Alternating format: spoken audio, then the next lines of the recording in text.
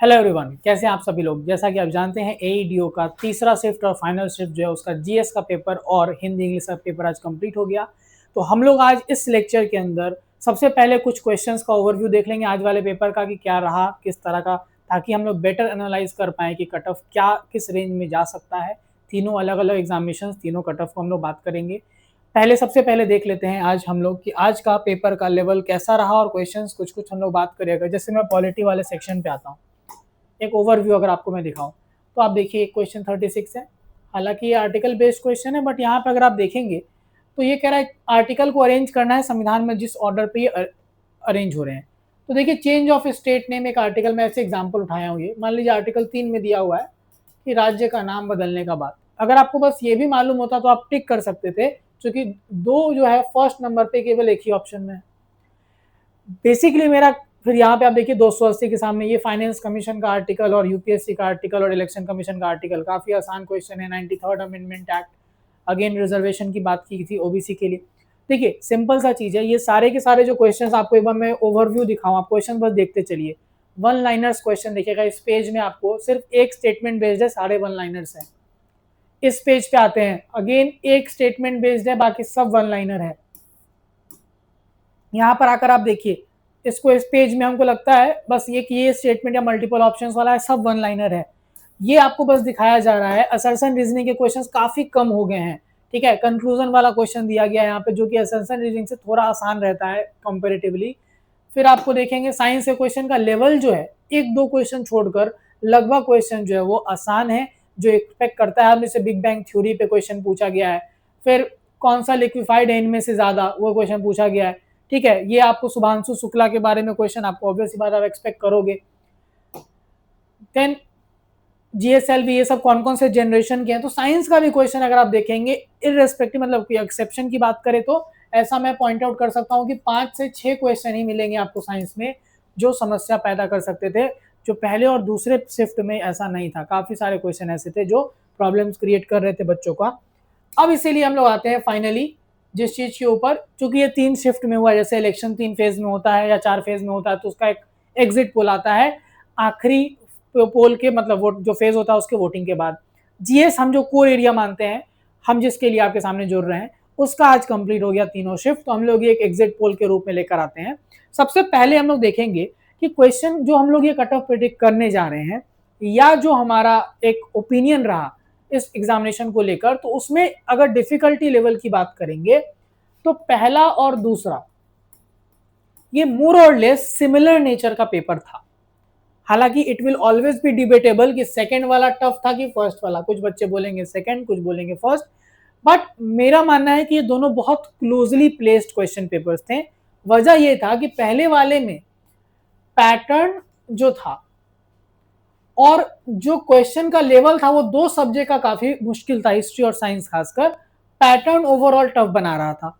Second वाले shift में जब हम जाते हैं तो हमको दिखता है कि क्वेश्चन का लेवल सारे सेक्शन में बराबर डिस्ट्रीब्यूट हुआ, उसका डिफिकल्टी लेवल।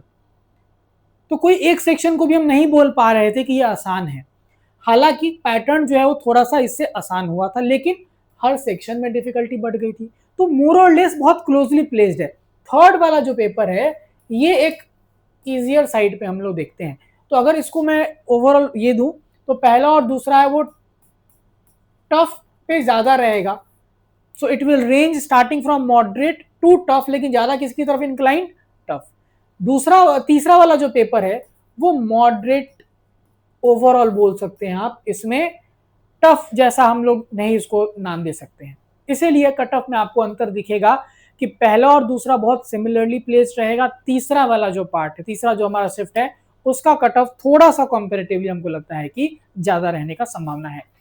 अब देखिए क्या क्या चीजों को हमने जोड़ा है, देखा है, तब हम लोग कट ऑफ डिसाइड करेंगे।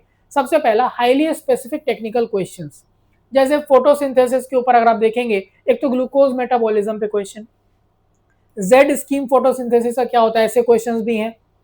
फिर कॉम्प्लेक्स क्वेश्चन और फॉर्मेट, जैसे कि असर्शन रीजनिंग के क्वेश्चंस की संख्या काफी ज्यादा होना, ये अधिकतर बच्चों को फंसाता है, ठीक है। बहुत मुश्किल होता है डिफरेंशिएट कर पाना कि आर सही से एक्सप्लेन कर रहा है कि नहीं, ठीक है। हमेशा लगता है कि कर तो रहा है। फिर अगर हम लोग बात करेंगे मैच द लिस्ट में भी, इंपॉर्टेंट चीजें दिख रही हैं जहां पर कुछ ऐसे सोर्सेज को रेफर करने की जरूरत पड़ेगी जहां पर आप मल्टीपल इंफॉर्मेशन देखते हैं।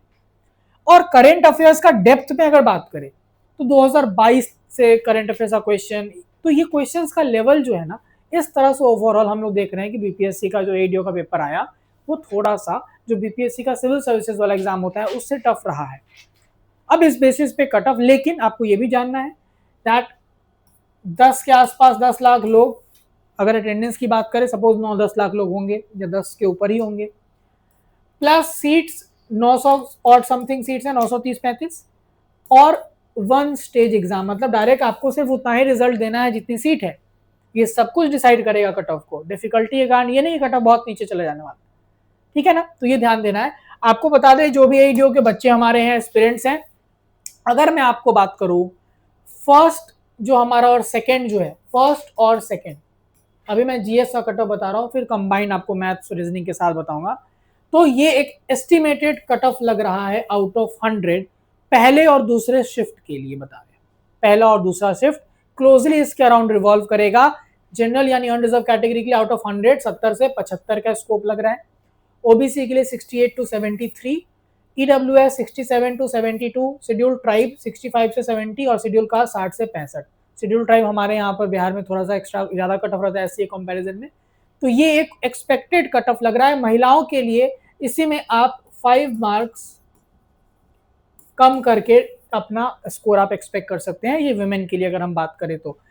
अब इसके बाद कंबाइंड कट ऑफ की भी बात करेंगे, बट जिन बच्चों का एडीओ का एग्जामिनेशन कंप्लीट हो चुका है, आप 72वीं बीपीएससी प्रीलिम्स पे ज्यादा ध्यान दें, और उसके लिए हमारे तरफ से कुछ हेल्प आपको मिलेगा। बहुत ज्यादा चर्चे में चल रहा है धुरंधर कोर्स हमारा 72nd बीपीएससी प्रीलिम्स के लिए जो क्रैश कोर्स है, और आज यूट्यूब पे भी जाकर आप शॉर्ट्स चेक कर सकते हैं किस तरह से हम लोग जो क्लास में पढ़ा रहे हैं क्वेश्चन एग्जाम में दिख रहा है। और हम लोग ये क्लेम नहीं करेंगे कि 1857 में वीर कुंवर सिंह हम लोग पढ़ाए हैं, नहीं। ऐसे क्वेश्चन जो आपका प्रिडिक्ट करना मुश्किल होगा, जैसे अभी आपको एक शॉर्ट्स में दिख रहा होगा कि क्वेश्चन हमने जो पूछा था वहां पे, ये कौन किसने कहा था, किस पर्सनालिटी ने, कि अगर आप साल में एक बार मेंढक जैसा टर्राएंगे तो ये कुछ हम कर नहीं पाएंगे। तो ये बाल गंगाधर तिलक का जो स्टेटमेंट था, ये क्वेश्चन अभी पूछा एडीओ में, आज ही के पूछा गया। तो इस तरह के लेवल पे हम लोग तैयारी करा रहे हैं, और एडीओ के बच्चों के लिए खासकर 1000 ऑफ चल रहा है ऑफर, बहुत ही लिमिटेड सीट्स हैं हमारे पास, तो आप जितनी जल्दी हो सके आप इसमें अगर इनरोल कराना चाहते हैं, आप इस हमारे दिए गए नंबर पे कॉल कर सकते हैं। आगे आते हैं हम लोग कंबाइंड कट ऑफ की तरफ। पहला और दूसरा जो जीएस का जो एग्जाम हुआ है, शिफ्ट जो हुआ है first and second, combined cut off की बात करें, ये इस बेसिस पे निकाला गया है कि मैथ्स का क्वेश्चन आसान था और रीजनिंग के जो क्वेश्चंस थे वो मॉडरेट के आसपास, कुछ क्वेश्चन डिफिकल्ट लेवल पे भी रखे गए थे। उसके बेसिस पे एक ओवरऑल आप आउट ऑफ 200 कट ऑफ जो है, जो एक सेफ स्कोर मेरा मानना होगा 160 के अराउंड आपका स्कोर आ रहा है, आपका नौकरी पक्का है, ठीक है।